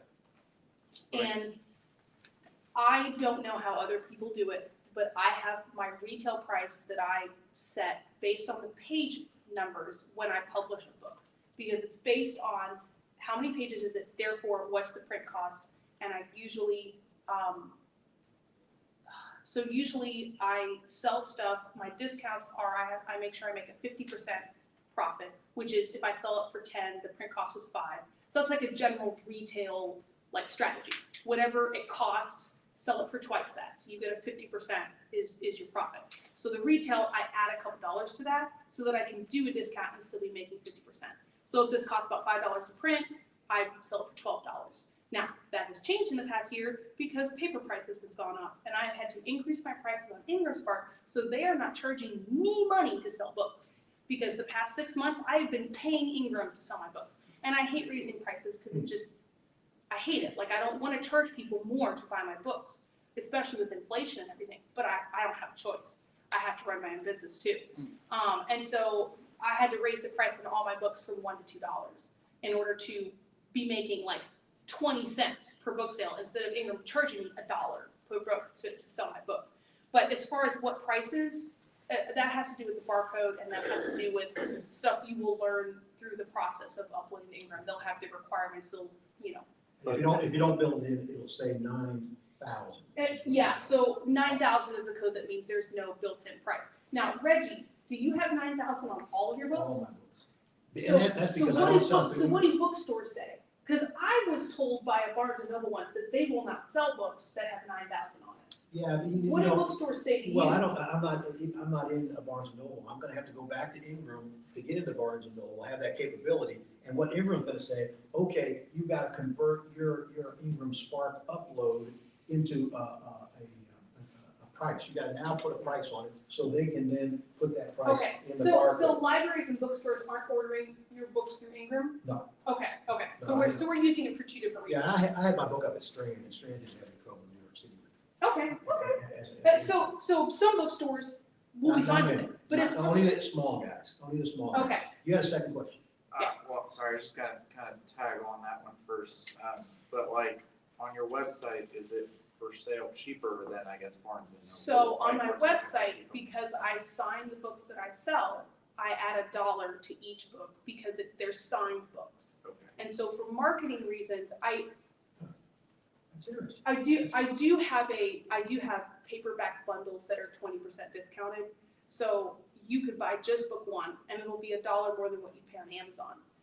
Or you could buy the book 1 and 2 bundle, which is like $2 or $3 less than what it would cost you to buy them individually on Amazon. But like Barnes and Noble doesn't care that it's cheaper somewhere else, I guess is what I'm- No, Barnes and Noble doesn't have that kind of, so Amazon wants to have the cheapest price. They have very, very vague wording in their publishing contract that implies that they need to be the ones with the cheapest price, the cheapest retail price, and there is wiggle room there for them to potentially take your books down if they don't. I have heard of people having that problem with Amazon. I have not personally had that problem with Amazon, and I believe in my own conscience, I am still fulfilling the terms of the Amazon contract because my retail price on my website is not less than Amazon. I do sales. And so to me, I've read the contract. It's still, the wording is very vague. So who knows what Amazon actually is trying to say? But in my understanding, as long as your retail price is not less than Amazon, then Amazon doesn't care. If you're doing sales through a special discount code or a special page that's hidden, you can't just go to my website and get the discount. You have to have gotten here through one of my ads or one of my discount codes through a newsletter or something like that. So you still have to pay retail price if you just go straight to my website. The discounts that I offer are either with the bundle, therefore it's a different product. So it's not, a bundle of book 1 and 2 is different from the individual products on Amazon. So that's not, so Amazon can't say, well, you're bundling your stuff, so you've broken the contract. Well, no, it's a different product. And then let's do this. What if we take, if you agree, let's take one more question, answer that question, and then have you all come on up, ask us whatever you want, please peruse our work for you. And let me say how much we appreciate you all being here. It is a delight to talk about what we love. It's also exceptionally informative by having such a successful publisher and writer with us. So what's that last question? I'll save my other ones for when we just come up. But so this one, I guess, is going to be more beneficial for everybody. You talked earlier about the visual capstones on covers for different Visual what people are cues, looking yeah. for, visual cues. I was just wondering, are there specific visual cues for, say, adult versus YA versus MG that we need to be looking out for? Like Absolutely. I'm doing Absolutely. like urban Every single fantasy. genre, So what? yes, absolutely. Like what? Do you What have are any? they? Yeah, if you knew. That would, yeah. So that's not really a question I can or will answer in the sense that it's very specific. So let me Okay. give you a more general answer in that. One of the most useful things you can utilize is the Amazon categories. Okay. What Amazon categories are useful for is when you go to a book and you scroll down to the portion that has the little, the ISBN and the ASIN and when it was published and the publisher name, there'll be categories and it's ranking in those categories. That's an easy way to find the categories. So pick a book that's as similar to your book as you can find and scroll down and see what categories it's in. Click on one of those categories and start looking at the covers. The categories are the top 100 in any category. And look at the top 100 books in that category and look at how they are set up. Look at what, so if you go to Regency Romance, it's all women with dresses. Like it gets all women with dresses. If it's romance, it might be a woman with a bare-chested man, like, you know, whatever. Visual cues for the genre. You're gonna pick up on those visual cues that are unique to each genre. And of course, it's not gonna be a perfect representation, because some books get stuck into categories that don't really fit in that well, that are just like maybe obliquely related or something, because people try to work the category system to get into the easiest categories to get the highest ranking, and whatever, that's a whole different topic. But it's useful in that you can see the top 100 books that people are paying for and what they're looking for when they go to buy a book in that genre. That's a really, really good tip. And I didn't come up with that. I got, like, everything I know somebody else taught me. Like, I didn't come up with any of this. Well, so what do you think? Why don't we conclude our presentation and ask you all to come up if you wish, come up if you have any questions, peruse the books. Again, thank you for. I mean, I could talk for another hour, but I don't want to keep you guys here, so, you know. And so, how about my friend Lydia? Thank you all. Thank you all for coming down.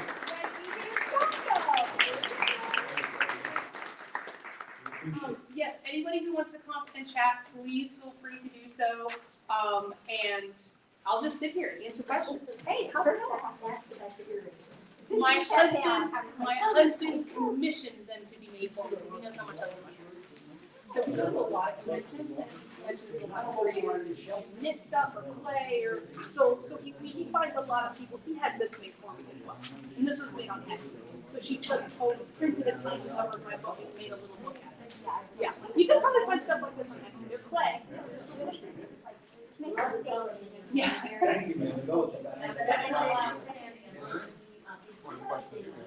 Oh, Instagram. Sorry, not Instagram. So because Facebook and Instagram is possible, that means I do a post on Instagram, hit a button, and it also goes to save you on Facebook. So I don't have to spend time. And I like pictures, so I do like people love pictures that have cats in there. I love cats, and I write about cats in my books. So Instagram is a very good secondary platform. I have to focus on it, so I don't worry too much about my numbers, how many followers I have, whatever. I just post my numbers fun, and then Facebook is great. So did you know this is my main search? Yeah. Oh yeah, I love it. I love it. She's amazing. Yeah, Oh yeah, please do, yeah. Awesome. I think you guys have a lot of questions. Yeah. I want to make sure, is there anyone that has just like one question? I don't want to. No, I would love to chat. I could be here for a while, but come on, sweetie. Hi, I'm Lydia.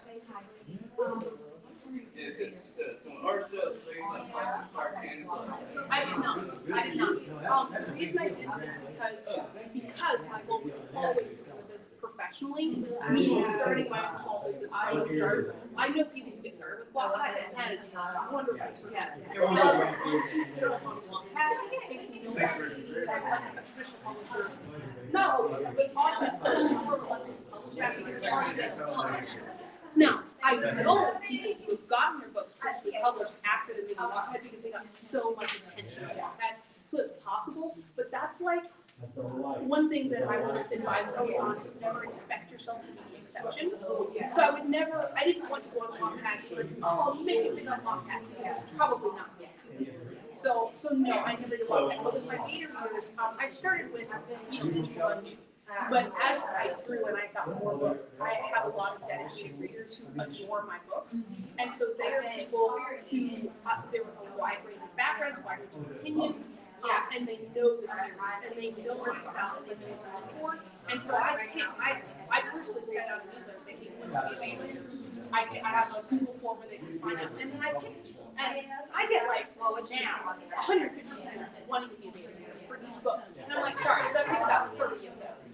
Most of them are people who want to trust them. I try to pick new people each time, though, like a couple of people to get a good perspective. But because of the platform that I've built over the years, that enables me a really good pool of beta readers. But starting out, I think I was part of a beta reading Facebook group where just strangers, but they're like, hey, I have this genre book to beta read. If you beta read me, I'll beta one for you. And we like exchange beta reading. That was useful sometimes, but also you have to remember if the person who's beta reading your romance novel and they were reading horror, the advice they give you may not be the most useful for you, for your genre. So you wanna find people who like your genre to be. Do you give them the whole book or just a chapter? It depends. It You can depends, do it chapter. depends, yeah, I'm in one of those groups now. yeah. Sometimes I get really great feedback and sometimes I get. In general, I Yeah. don't worry about people pirating stuff in general. However, if you're a bigger name, it's more likely that it will be pirated. And so now that's why I curate my beta reader list. Yeah. They're all people who I know, who have interacted with me on Facebook and stuff like that. And I put copyright on it and be like, all right, guys, remember, this is copyright infringement. Anybody can. And of course, I could still get pirated, whatever. Right. But I do whatever I can to minimize Yeah. that. And I know people who have had their works pirated and been completely burned, and they don't do beta reading anymore because they've just been burned. Yeah. So, I was just because like Yeah. I had some books in there. Like congratulations, that's amazing. Like, I never tried, like I never wanted to try. I had like That is awesome. I started talking Mhm. like an author. Yeah, But I was wondering, sometimes yeah. So for you, it shouldn't be a problem because nobody's gonna be telling you, oh, that was a what that, what that. So it should be easy, not easy. But for you, it's a cool transition from, hey guys, I'm now compiling this. You can buy the book. Yeah, because I've been interested in like, because I feel like a lot of people on Wattpad, like, they're the people who are also going to be like overlapping. Yes, yeah, absolutely, absolutely. Like, I was thinking about like taking my book, so I wrote it a while ago, and rewriting it. Yeah, yeah. Yes, I think that's a great idea. Yeah, of course, and I think that's a great idea, because if you're wanting to go indie, Wattpad can work into that strategy really well. You just wanna make sure you kind of prep your Wattpad audience to be like, hey guys, like, I'm coming out with this, make sure you have a website they can go to, make sure you've got like Oh a yeah, social I've got media like the set up. link tree, I've got Yeah. Instagram, I've got. Yeah, awesome. You sound like you were on the right path. Yeah, I started a long time ago, but I mean, I started when I was like 15. Yeah, on yeah. A Wattpad, lot of and people I get slowly started built with up. with Oh Fanscape yeah, on one like, side. now I'm a double major at WKU. That is Creative awesome. writing. That is So, awesome. It slowed down a lot in college. Yes, so I it don't have does. much It time. does. It does. It does. That's But, understandable. thank you, that was really. Yeah, good luck. Feel free to take one of my cards. Email me if you have any questions, and good luck with everything. All right, thank you. All right, guys, go for it. You go first, man? Sure. So, did you discover this person just through your connections, or was this like a use a platform like Fiverr or something? So I have done some things through Fiverr, and I have no vote against it, but generally, I prefer finding people through author recommendations of fellow authors.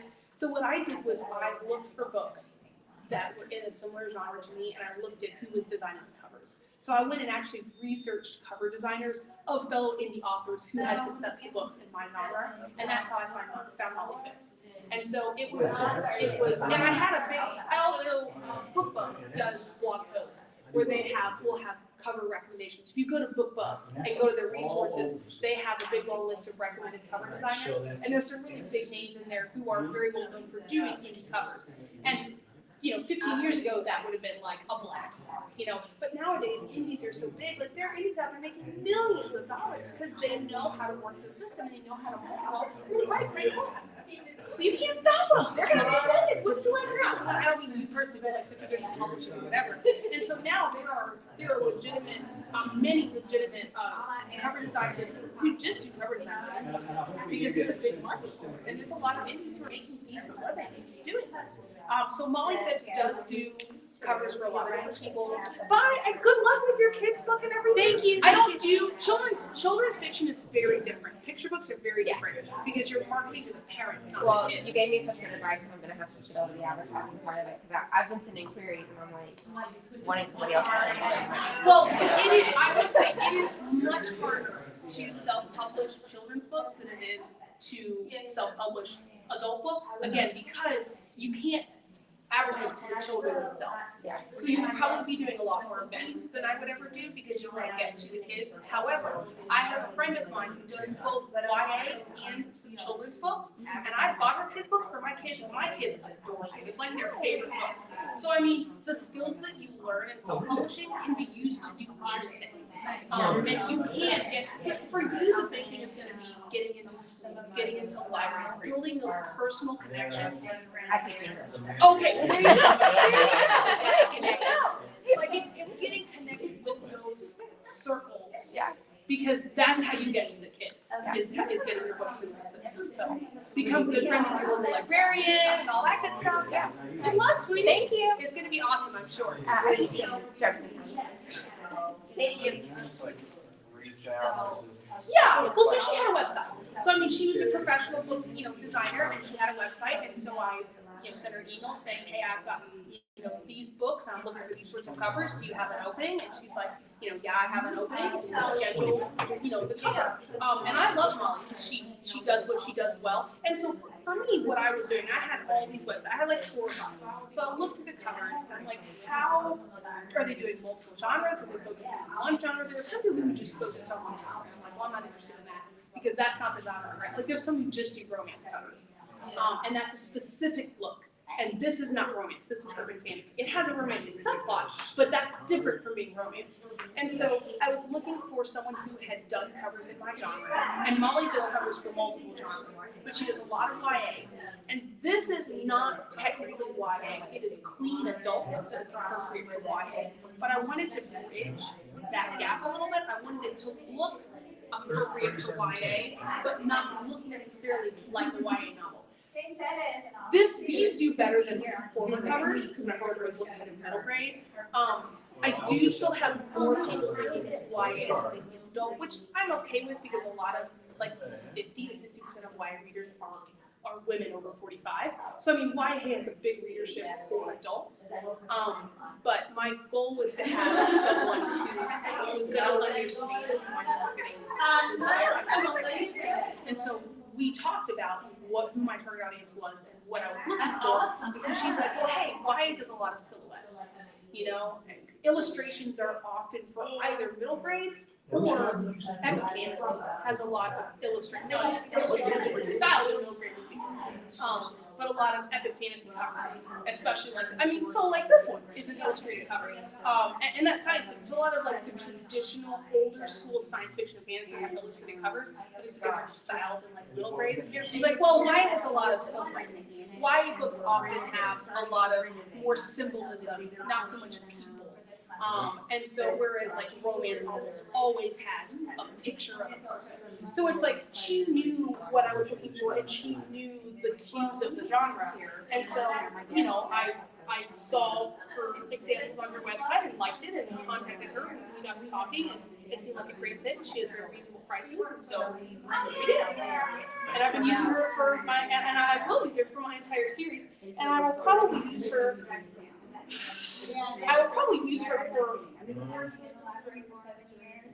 and we'll see, like, I don't know. You see, other series, I'm going to be doing a spin-off series to this one, and so I'm not sure what feel yet. I'm still going through the series, so I'm going to continue this feel, or if I'm going to go into a little bit more of an adult, darker fantasy, or if I'm going to go more into like historical fantasy, because some of them are set in the early 1900s. So I'm not sure, but you should find a cover artist that has experience in your genre, and whose books. The other thing that I did was look up the books she did covers for and see how to sell it. Now, that's not necessarily the best factor because if the author isn't promoting properly, it's not going to sell well. So she could have done a great cover, like an award-winning cover, and if the author doesn't know anything about marketing, it's not going to sell well. But finding some of those authors, especially my fellow authors who were indies who were making money, like, hey, who's your cover artist? And find that person and see if they do your genre. So some of the best things that I've learned is from other indie authors who are successful, my peers, and B, from looking at Amazon categories. And like, oh, hey, I like that book. It's like number 2 in this category. Let's look it up. And usually in the credits, in the copyright, it'll say the cover artist. And so I'll contact the cover artist. So, you're welcome.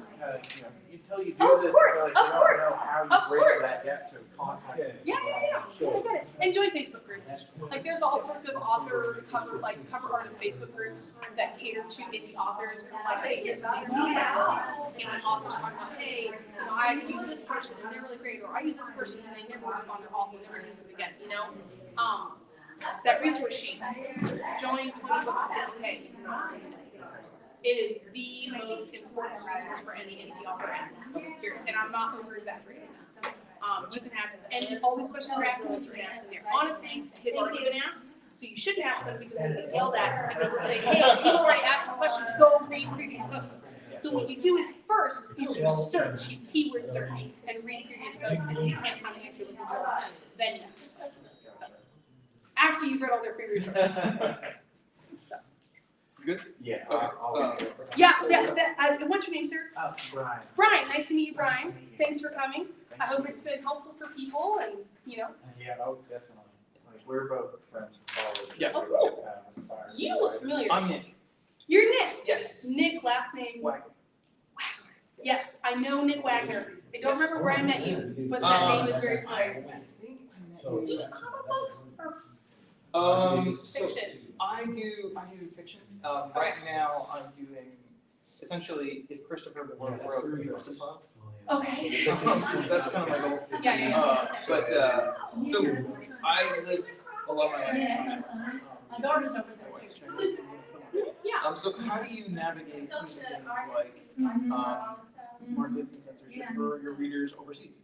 So I don't. Okay. That's a great question that I can't answer because I don't. Okay. So that is, international, either translations or focusing on international markets is not something I personally have done yet because it's a big task to undertake. And for me personally, at this time, I'm focused on releasing more books. And I have raising 2 kids soon to be 3. So for me, it's not something I've got to do.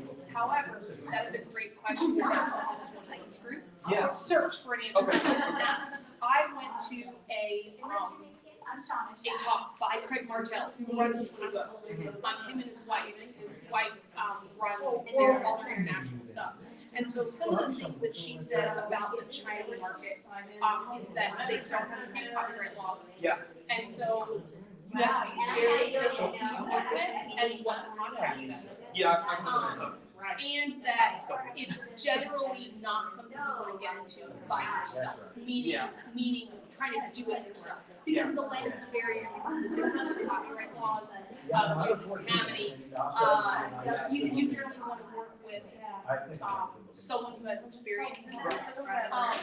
And I mean, the other reason is that even though it's a challenging market, one of the things that's really important to me is interacting with my readers. And so it's difficult to interact with people who use a language barrier. That doesn't mean there's tons of people who speak English in China. Like more people who speak English in China than who live in the US. So it's not to imply that like Chinese people don't speak English, but my goal is to have it available to whoever wants it. And then to interact with people who want to interact. And so right now, my goals are fulfilled without trying to get into that market. However, that's a big potential market. And so in the future, I may expand into that, but it'll probably be at a time when I'm at a point where I've hired some sort of manager to manage a lot of the things that I'm doing personally now. And so that'll free up time. I've looked into pitching agents to sell my international rights. I've looked into it a little bit. I haven't spent much time on it. But honestly, I would rather hire an agency to manage my foreign rights than I would want to do it myself. Because again, that's just not an area that interests me personally. And I would really struggle to motivate myself to do all that. So again, I apologize, I can't answer it directly. It's a very niche question. It is, and also. You like the hardback? It is a very, Well, and you would be better positioned to understand it because you're married to a Chinese person and who understands the culture and the nuances of what you Yeah. Well, and that kind of feeds in because like I do a lot of like monster fiction. Like this myth is from China, next book is from that or whatever. How do you handle sensitivity readers? I don't. Okay. I have no sensitivity. Okay. Now, that doesn't mean I think that sensitivity readers are bad, that nobody should use them. I am not specifically writing about other cultures or writing to them. And so if I was, I would probably do things differently. Now, I have beta readers. I do not consider them sensitivity. Yeah. However, for my 7th book in this series, They Go to Italy, there's a lot of Italian in it. When I say a lot, like a lot compared to it being nothing. Sure. There are Italian phrases, I have Italian foods, I reference some Italian culture, and so I had a beta reader who was a reader of mine who grew up in Rome and speaks English very, very well. And I had him read my stuff, read all the sections, and I had him use it in Italy, and just double check me, be like, hey, is this accurately representing Yeah. Italians? You know, did I say anything offensive? And I had to word check all my Italian. Yeah. And so, of course, I have beta readers to make sure I'm not making an idiot of myself about subjects that I'm not, that are not like, you know, Yeah. something I already know something a lot about. So while I don't personally believe in sensitivity readers, because I feel like Informative, helpful, the idea of worrying about the sensitivities of people is not shooting yourself in the head. So it's more that I have a problem with the philosophy behind it Yeah. than I have any problem with the goal of what they're for. Yeah, like I don't want to be offensive, but I do feel like I need to Well, play in space. Well, Well, not when offensive you in write, the sense of when like, you write, you're writing for an audience. You Right. don't want to offend your target audience. Right. And you don't want to be a jerk, obviously. At the same time, you can say things that are offensive to people. That's Oh, okay, yeah. because it's none of their business. Like, it's your book. If you want to be offensive, it's your right to be offensive. Now, hopefully you won't be, No. but again, it's your right to be offensive. right, it's just like I want to navigate like woman Yeah, mom so for me, I wouldn't call those sensitivity readers, I would call those beta readers, I would call those specialist beta readers. So when you asked your question originally, I had a certain thing in my head when I thought of sensitivity readers, because to me, sensitivity is people who are specifically looking for faux cosmetic, race, or gender orientation, or stuff like that, and that's not stuff. it's history. Okay, yeah, I personally would call those beta readers not sensitivity readers, but if that's the goal, if it's for historical accuracy, cultural, you know, mores, language, then yes, you absolutely should have those, because it's not your culture, not your language, you just don't know. It's not about offending people, it's just about, it's about not making stupid mistakes that you just don't know. Especially if those are part of your target readership, because you want to write things that are pleasing and entertaining and accurate and that they can relate to. So yes, you would absolutely want to have beta readers that can speak to those things. Yeah, and then just like, what are your thoughts on the Bella platform? Vella, it is a different form of storytelling that could certainly work out very well for certain people. Yeah, I just I see am a not- lot of people doing one chapter a week. So I'm not personally interested in that because of, so it's something that makes you depend on Amazon. Yeah. And I'm very wary of things that make you depend on Amazon. That doesn't mean it's not lucrative, and it doesn't mean that you couldn't use it very successfully. But I don't know the specifics of the Vella terms of condition, the contract that you sign with Amazon. And so it's not like I don't believe, you're not giving your copyright to Amazon, but there are terms, and you should read them very carefully, because Amazon will kick you off their platform if you break their terms and someone points it out. And some people, if they make enemies, or even if you don't, some people go around. Just looking for trouble. Oh yeah, I have known people, not personally known them, but known of people who go upload someone's book on a pirate site and then report the author to Amazon and get them kicked off Amazon. Oh yeah, there are evil people out there. It doesn't mean that's common, it doesn't mean that's something you should spend your night worrying about, but I have seen it happen. I've seen drama in the author community that happens and then, you know, cancel culture, online mob, whatever, like it happens. So you should be very aware of what the Amazon team is, in terms of service or whatever that is, and be aware of what Vella involves and what you can do with that while also publishing in Vella. See, my concern is Amazon's exclusivity terms. I would not want to do something that Amazon requires that I only do on Amazon, because I can make so much more money in other avenues, and Amazon doesn't want me to, they want it to be exclusive to Amazon. So that, rather than the weekly format, is what would concern me. And so if you're okay with that, then sure, maybe it'll work for you. I also have small children, so it's very hard for me to come out with things on a weekly basis. My schedule works in a different flow. And so for me, it's a bad fit, but it might work very well. No, it's not something I'm interested in. I like learning about the industry. Well, so, I mean, it's an interesting thing. I haven't heard a whole lot about it recently. There was stuff in it in the news when it launched, but I haven't heard I haven't heard authors talking about it or authors saying, hey, I've had this great success and this is working for me. So the impression I'm getting is that it has worked for some people, but it's not like a big breakthrough. And she is a font of Tell me knowledge. about the joke here. And Oh, Bain, I read Bain, so the publisher is Bain. I read Bain book, and it's also, a play band book. yeah, Bain also publishes books that some people really hate because they don't like Bain's philosophy. But basically, Bain publishes a lot of conservative books, and a lot of liberals hate them for it, so. I didn't know that Books- about Bain. Oh, yeah, oh, yeah. Bain books Like, are get the very vet friendly, veterans. And so they have a lot of books that are very military sci-fi, that have a lot of guns in them, that have a lot of like urban fantasy, like monster killing. And it's, there are certain Now, people in this certain will- publishing houses that are very against that sort of You get one more. fiction. And so, yeah, it's a play on words, you're absolutely So right. I do want to ask you another question. Yes, please do. $30 on the hard. Oh, boy, see, that's a hard Yeah. topic. Some, one other, I have anything else? Mhm. Great. My first 4 poems this So- year. But so I want to intertwine my life and my poetry because raising 5 children, like I would write poetry. Yeah. Yeah. Diversity and- Well, I was in environmental science major, and so when Yeah, that's- actually live in E-Town, so. Yeah. Oh, Yeah, and nice. I'll be up selling at the ancestral trail. Whereabouts in Italy? Yeah. You know, and closet, And then you come in just Yeah. for this, or? you know, I mean.